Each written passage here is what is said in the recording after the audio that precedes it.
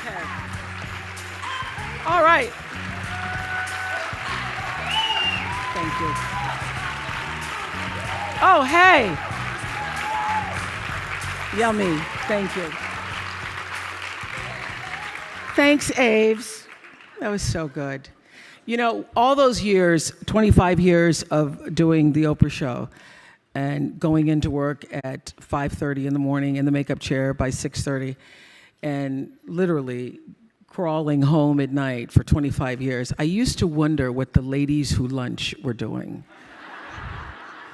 Really, I was attracted to like paintings of women lunching and so this is what it's like. But even better, this is an empowerment lunch. You know, I changed how I viewed power about 1989. There was a book I read by a man named Gary Zukav called Seat of the Soul. And in Seat of the Soul, he defined what is true power, what is authentic power. And his definition of authentic power, meaning the kind of power that can never be taken from you, not your looks, not your fame, not your money, not your square footage, but authentic power is when the personality, your personality, comes to serve the energy of your soul. When you are able to align who you are, who you've become in the world, with really what you've come to do in the world, when your personality serves the soul. So I thought a lot about that. That book was actually life-changing for me. And I was building a home in Santa Barbara, and as anybody who's ever built a bathroom or a home or anything, nothing ever happens on time. And it was 2002, and we're supposed to be finished, and it wasn't finished. And I was like, I can't wait to get in my house, and I'm finally going to have a great Christmas, and I'm going to do the kind of Christmas that I dreamed of from the Courier and Ives, cards. So I'm going to have the wreaths on the door, but I didn't have a floor, so it's a little difficult to do that. So I started to think, if I can't do that Christmas, well, what am I going to do for Christmas? My house isn't even ready, and what can I do? So I started, as I was walking around through the trees, sitting under that tree, because my favorite time is to be alone with my thoughts. And as I was alone with my thoughts, I was thinking, what would be the next best possible Christmas for myself? And I thought of the best Christmas I ever had. The best Christmas I ever had was when I was 12 years old. My mother was on welfare. I was living with my mother and a half-brother and sister in Milwaukee. And my mother called me, the oldest, into a room to say, we won't be having Christmas this year. I said, we won't be having Christmas. What about Santa Claus? There is no Santa Claus. I had already figured that out, but okay. I was embarrassed and I was ashamed because for the first time, I had to face the reality that, what I've been suspecting, that we're not like the other kids, that we really are poor, is true. So we're not going to have Christmas, and there is no Santa Claus. My first thought, after being embarrassed and ashamed, was, what will my story be? What am I going to tell everybody when we go back to school and they're showing their toys and I don't have anything to talk about? What am I going to do? I'm not going to go outside tomorrow when everybody's out in their yards showing the toys they got for Christmas. I'm going to stay inside. Am I going to pretend I'm sick? What is my story going to be?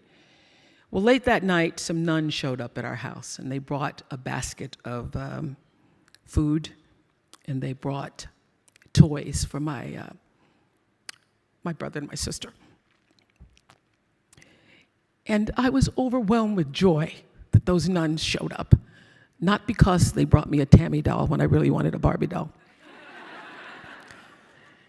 I was overwhelmed because somebody remembered that we existed, and somebody cared enough in the middle of the night to come to our house with food and toys. And also, I would now have a story. So as I was contemplating, that was the best Christmas I ever had. I thought, how could I make that possible for somebody else? What could I do to create the same kind of experience for other children? So I took 50 members of my team at Harpo, Harriet, one of them, Sherry, the table, and hired another 50 people in South Africa. And we went to South Africa with the idea of creating something that we ended up doing a documentary about called Christmas Kindness. Christmas Kindness, using my personality to serve the energy of my soul. So we went from village to village, offering toys and clothes, food, soccer balls to children who'd never experienced Christmas before. And early in the morning, you could see them lining up by the thousands to come. And we actually went to 10 or 12 villages to do this. And people said to me at the time, oh, that's so frivolous, and the kids won't remember it, and why don't you use your money to do something else more substantial, Oprah? And I said, they may not remember the toy. They may not remember the clothes, although they were most excited, the children, to open boxes containing clothes because, as their caretaker said to us, having new clothes made them not feel poor. And for so many of these kids, it was the first time they'd ever experienced having something that was new for them. They may not remember what they got in the box, but they will remember that somebody remembered them. They will remember the experience. So during this entire experience, Nelson Mandela had invited Stedman and I to stay at his home. So when Nelson Mandela invites you, you stay. And I was so nervous. I was like, oh my God, what am I going to talk to? Because it's 10 days. It's 10 days. It's not just a dinner. It's not a lunch. It's 10 days. It's 10 days, breakfast, lunch, and dinner with Nelson Mandela. What am I going to say? Stedman said, why don't you try listening?